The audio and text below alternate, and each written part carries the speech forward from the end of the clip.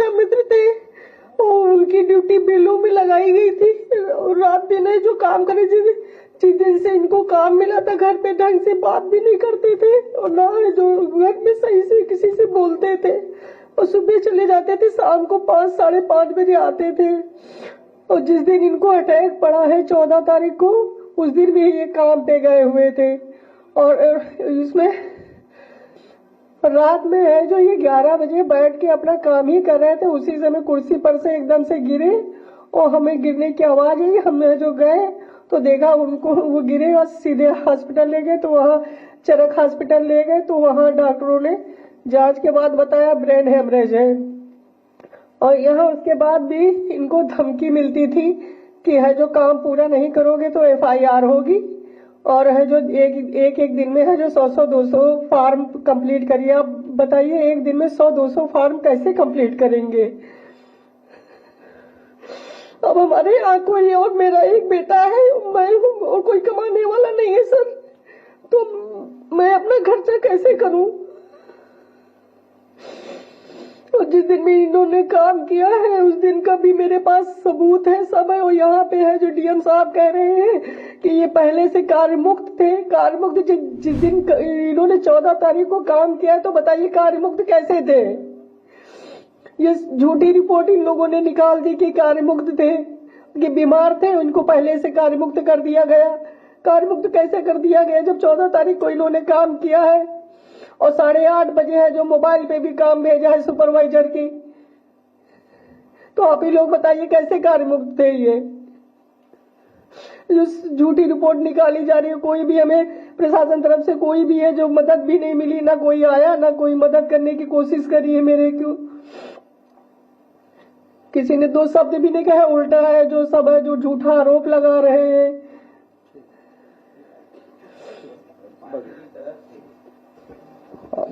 अभी इस परिवार को पार्टी की तरफ से हम लोग 2 लाख रुपए दे रहे हैं और हमारी मांग वही है कि 1 करोड़ इस परिवार की मदद हो, सरकारी नौकरी दी जाए और तमाम सरकारी योजनाओं से इन्हें जोड़ा जाए। नहीं फतेहपुर नहीं, ये लखनऊ में आ जाओ आप लोग आप सब लोग आइए देखिए आइए चौधरी साहब खड़े हो जाइए। हाँ बेटा आ जाओ बेटा इधर साइड में अच्छी फोटो आएगी बेटा, यहाँ आ जाओ। हाँ आ जाओ यहीं सब लोग आ जाओ। हाँ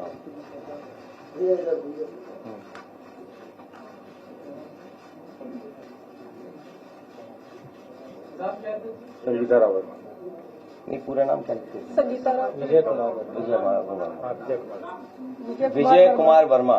पत्नी संगीता पत्नी से।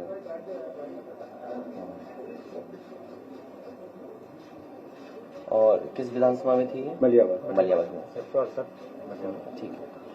ठीक है आप लोग अंदर ठीक। अभी हम आ रहे नहीं बस हम करेंगे मदद बेटा है। अभी आ रहे हैं अंदर बैठा लो बैठा लो हम धन्यवाद करेंगे मदद और करेंगे मदद। ठीक है चाचा काम करते हैं काम स्कूल में पढ़ाते हैं ना, स्कूल में जो टीचर है उनके ऊपर दबाव आ रहा है कि आप बताइए कि वहाँ पर ये पहले से बीमार चल रहे हैं। कोई बीमार किसका टीचर से कौन है? मतलब उच्च अधिकारी जो। हाँ मैं समझ गया। मैं ये बात कहता हूँ बैठो भैया।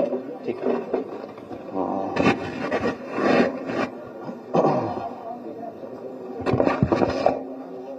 अभी जो परिवार आपके सामने आया और जो बात उन्होंने अपनी रखी और बताई आपको कि ड्यूटी पे रहने के बाद उनके साथ ये घटना हुई।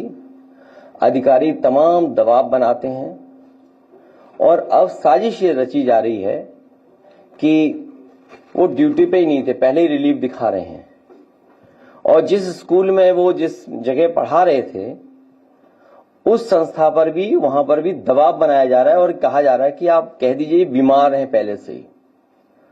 समाजवादी पार्टी की पहले दिन से ही मांग हुई है कि पहले तो इस तरह का वर्क प्रेशर न क्रिएट किया जाए उनके ऊपर, क्योंकि बहुत जिम्मेदारी का काम है, बहुत सावधानी से काम करना है और बहुत सेंसिटिव इशू है क्योंकि एक बार फॉर्म गलत हो गया, रिजेक्ट हो गया और वोट नहीं बना आपका, तो आपको फुल सर्कल ऑफ पूरे कागजों के साथ फिर घूमना पड़ेगा आपको। तो ये जो एसआईआर है, आखिरकार बीजेपी जल्दीबाजी में क्यों है? चुनाव आयोग और भारतीय जनता पार्टी दोनों मिले हुए हैं और उसका परिणाम यह है कि ये जल्दीबाजी क्यों कर रहे हैं। पहले भी मैं ये बात कह चुका हूं कि उत्तर प्रदेश में लगातार शादियां हो रही हैं और शादियों के समय पर लोगों को एक दूसरे के यहां आना जाना, शादी की तैयारी करना, सब व्यस्त हैं और इतने कम समय में एसआईआर कराना और पूरे प्रदेश का, और किस किस को आपने जिम्मेदारी दी है, यहां तक कि जो नगरपालिका के सफाई कर्मचारी हैं उन्हें भी सहायक बनाया हुआ है। अब आप सोचिए, इतना बड़ा फॉर्म है, इतना टेक्निकल चीजें उसके अंदर हैं कि अगर मान लीजिए बीएलओ नहीं कर पा रहा है तो उसके लिए सहायक बनाया गया है सफाई कर्मचारी। और इस फॉर्म को बंटवाने में जल्दी, बटा नहीं बटा, जो सरकार का डेटा बता रहा है वो ये बता रहा है कि सभी फॉर्म बांटे जा चुके हैं, लेकिन ग्राउंड पे जब हम देखते हैं तो वो बांटे नहीं गए हैं और फिर उसी तरह का कलेक्शन का रिकॉर्ड बनाएंगे। ये सोची समझी रणनीति, साजिश, षड्यंत्र है कि बाबा साहब भीमराव अंबेडकर जी के दिए हुए संविधान के तहत जो हमें वोट डालने का अधिकार है, उस अधिकार को छीनने की तैयारी है। एसआईआर के बहाने वोट डालने का अधिकार छीन रहे हैं, आरक्षण छीनेंगे, आपकी पहचान छीनेंगे, आपके ऊपर उल्टे सीधे दबाव बनाएंगे। जब सरकार के लोग इसी बात पे दबाव बना रहे हैं कि वो ड्यूटी पे ही नहीं थे, पहले से ही बीमार थे। और कल रात जब मैं फतेहपुर में गया था, उन सुपरवाइजर के परिवार के लोगों से जब मैं मिला हूं, उनसे जो बातचीत हुई है, उस बातचीत के दौरान उनकी बहन, उनके परिवार, उनके तमाम जो सहयोगी साथी थे, वो यही बता रहे थे कि उनके ऊपर लगातार सरकार के माध्यम से दबाव बनाया जा रहा था कि जल्दी करिए और जल्दी फॉर्म बंटवाइए, जल्दी फॉर्म भरवाइए। और उसका परिणाम यह हुआ कि उन्होंने आत्महत्या कर ली। उस परिवार की भी मैं मदद कर करके आया हूं। तो आखिरकार जल्दी क्या है एसआईआर की? वेस्ट बंगाल के भी लोग ये कह रहे हैं कि चुनाव आयोग के खून से हाथ रंग गए हैं। अब इन लोगों की जान गई है, कौन मदद करेगा? चुनाव आयोग को सामने आना चाहिए, मदद करना चाहिए, क्योंकि ये सब कर्मचारी, अधिकारी चुनाव आयोग के लिए काम कर रहे हैं। और चुनाव आयोग का काम हमने बहुत करीब से देखा है बाई इलेक्शन में। जिस समय बाई इलेक्शन हो रहा था उस समय पूरा का पूरा चुनाव आयोग के अधिकारी चुप बैठे हुए थे। उन्होंने बूथ लुटने दिया, उन्होंने अधिकारियों के माध्यम से जो जो बीजेपी करवाना चाहती थी वो होने दिया, वोट डलवा लिया। सीसीटीवी पे सब है कि आपके किन लोगों ने वोट डाला है, कौन प्राइवेट ड्रेस पहन करके आया था और वोट डाल गया। इसीलिए सीसीटीवी की अब फुटेज भी नहीं देंगे आपको, रिकॉर्डिंग भी नहीं देंगे। ये पूरी सोची समझी रणनीति है कि लोकतंत्र देश से खत्म हो जाए। अभी मुझे राजीव राय जी की चिट्ठी मिली है, उन्होंने जानकारी दी है कि तमाम तरह के उनके सामने संकट, रुकावटें और वो आ रही हैं, कोई सुनवाई नहीं है, अधिकारी बताने को तैयार नहीं है। उनकी ये चिट्ठी है, ये बाकायदा व्हाट्सएप पे आपको भेज दिए जाएंगे। और देखिए, अभी 13वीं नहीं बन पाई है। घोसी लोकसभा में कई विधानसभा में तैयारी हो गई है। लोकसभा घोसी में तैयारी होगी कि निर्देश चले गए हैं कि 20-20 हजार वोट काट दो हर विधानसभा में। ये राजीव राय जी की चिट्ठी के माध्यम से मैं कोट कर रहा हूं बात को। घोसी लोकसभा के मऊ सदर विधानसभा से लगभग 20 हजार मतदाताओं के नाम डिलीट कर दिए गए हैं अभी से ही। सोचिए आप क्या तैयारी है इसका मतलब। तो जो बात हम लोग कह रहे थे कि हर विधानसभा से इतने वोट काट दिए जाएंगे। जब आपका परिणाम आएगा तो आप खुद देखेंगे कि कितने हर विधानसभा से वोट काट दिए गए हैं।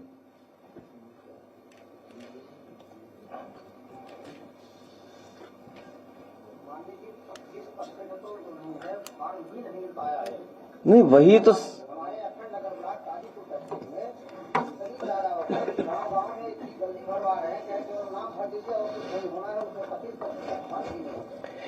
न केवल फॉर्म बल्कि कई बीएलओ लोगों को जिनको ड्यूटी पर काम करने के लिए भेजा गया है, वो लोग जानकारी ही नहीं उनके पास, ट्रेनिंग ही नहीं उनके पास। अभी मैं एक बीएलओ से मिला था तो बीएलओ की स्थिति ऐसी थी कि शायद वो उस काम को पूरी जिम्मेदारी से नहीं कर पा रहे थे। उनके साथ एक सहायक था, उन्होंने अपने रिश्तेदार को बुला रखा था किसी दूसरे शहर से जो कंप्यूटर इंजीनियर था। तो हमने कहा ये कौन है? बोले ये हमारी मदद करेंगे।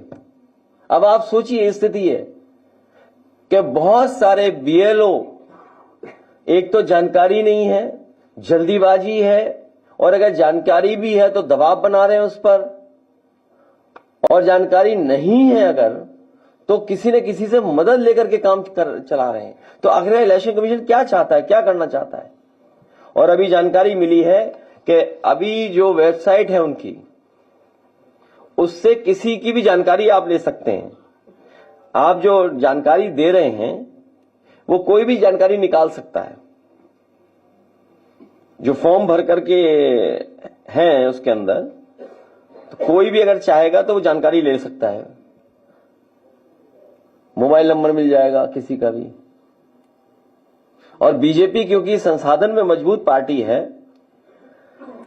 तो उन्होंने तो एक कंपनी हायर कर रखी है, नोएडा की कोई कंपनी है, वो उनका डिजिटल काम देख रही है, पूरा डिजिटल वोटर लिस्ट। आपको किस विधानसभा की पीडीएफ कॉपी चाहिए वो तुरंत आपको कॉपी दे देगा। अब ये जो डिटेल है मैं आपको भेज रहा हूं, स्क्रीन पे लगवा देता हूं मैं। कोई भी इलेक्शन कमीशन से की वेबसाइट पे जाकर के ये डिटेल निकलवा सकता है किसी के भी। तो अगर ये डिटेल निकल रहे हैं तो सोचिए कोई भी निकाल सकता है डिटेल। इसका मतलब बीजेपी सबका डेटा इकट्ठा कर रही है, हर बूथ का मोबाइल नंबर भी इकट्ठा कर रहे होंगे लोग। तो यही तो सवाल है कि देखिए पूरा निकला, जबकि वोट तो हमारा किसी को पता भी नहीं होना चाहिए। सीक्रेट बैलेट इसीलिए बोला गया है। ये तो वोट की पूरी जानकारी आप देखिए, पूरा जानकारी निकाल सकते हैं आप। मोबाइल नंबर भी आपका किसी का भी आ जाएगा। तो ये क्या कर रहे हैं इलेक्शन कमीशन वाले लोग? अभी मैं स्क्रीन पे लगवा रहा हूं, इसकी just run through in the screen. अरे रुक जाओ एक मिनट, है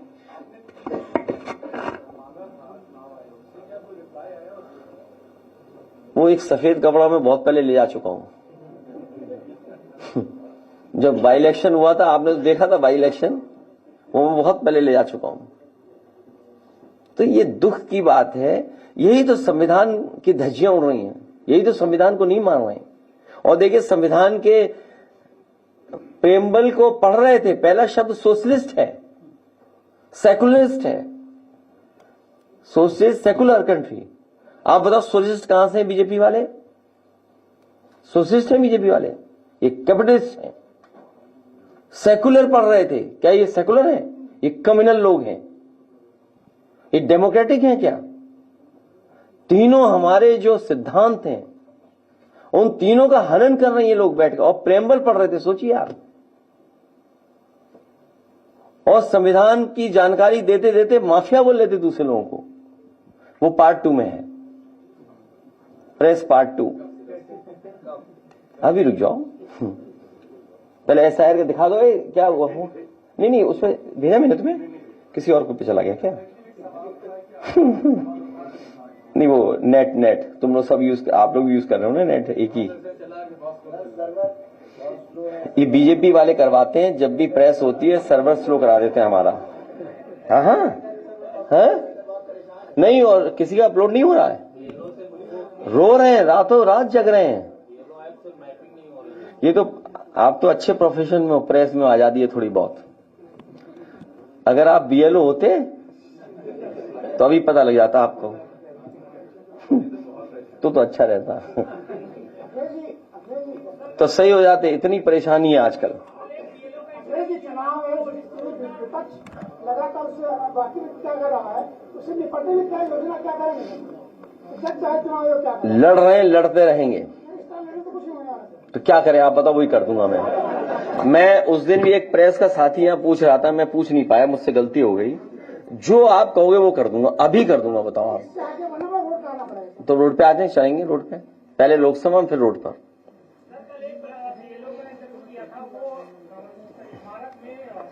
देखो बीजेपी को आप समझ लीजिए, 1000 किसान मर गए, बीजेपी को कोई फर्क नहीं पड़ा। 1000 किसानों ने की जान गई, 1000 किसानों की जान गई।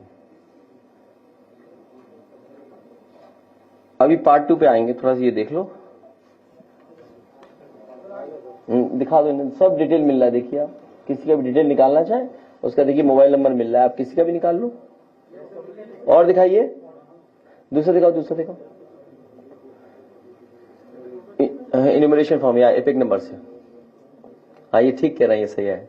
हाँ उसी से निकाल सकते हैं आप, किसी का भी मोबाइल नंबर निकाल सकते हैं। और सुनने में आया है कि बीएलओ महिलाओं पे जाने कितना कॉल आ रहा है, जानकर बातें कर रहे हैं लोग, इतना फोन आ रहा है उनके ऊपर हैं। सबके मोबाइल नंबर वो हो गए, पब्लिक हो गए मोबाइल नंबर हैं। नहीं देखिए ना आप, सबके किसी का डिटेल निकाल लो आप, मोबाइल नंबर जिसको करें। और आपको बता, बीजेपी के लोगों ने सॉफ्टवेयर कंपनियां हायर की, नोएडा की कोई, जो काम उनका देख रही है डिजिटल। और जब फाइनल सूची प्रिंट होकर के आएगी, बीजेपी के वोट नहीं कटे होंगे उनके बूथ के, सब समाजवादी पार्टी के वोट काटे जाएंगे।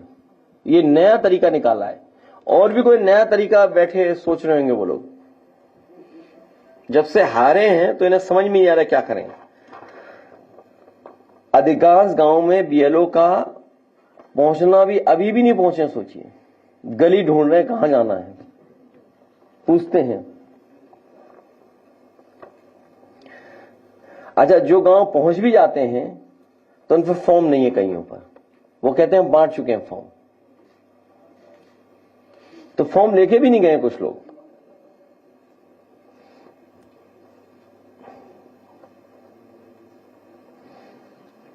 ये शिकायतें हम लोग लगातार कर रहे हैं। लोकसभा शुरू होने जा रही है, उसमें भी हम लोग इन बातों को रखेंगे। सभी और पॉलिटिकल पार्टीज के लोगों से बात करके, चर्चा करके आगे की रणनीति क्या हो, उस दिशा में हम लोग काम करेंगे। वो उसी समय बैठ करके बात होगी, हम अपना पक्ष रखेंगे और चीजों को समझेंगे क्या है। संपत्तियों को दर्ज करने की लास्ट डेट 5 दिसंबर है, उसमें भी बड़ा मार मचा हुआ है। वो बोर्ड काम नहीं कर रहा है, लोगों को कागज भी नहीं मिल रहे हैं। और अभी उत्तर प्रदेश में जो 1.25 लाख वक्फ संपत्ति है, उसमें से कुछ ही हजार वक्फ संपत्तियों का उम्मीद पोर्टल पे दर्ज हुआ है। जो वक्फ संपत्ति दर्ज नहीं होगा उसको वक्फ से बाहर कर दिया जाएगा। जहां भी इनको परेशान करना है तो ये इंटरनेट को स्लो कर दे रहे हैं। वहां तो चली नहीं रही वेबसाइट, तो इसीलिए नहीं चल रही है क्योंकि उन्हें परेशान करना है, इसलिए इंटरनेट उनका स्लो हो जा रहा है। जो सर 2 महीने से वो है, लेकिन 4 दिए हैं, वो बोर्ड में बैठे ही नहीं है। वो बीजेपी से, हाँ तो ये इसलिए हमारा सबसे निवेदन है कि इस भारतीय जनता पार्टी को हटाइए। लॉन्ग डिस्टेंस वाली लंबी रातों को या नॉन स्टॉप वाइब बोले बोले सूर्या को या।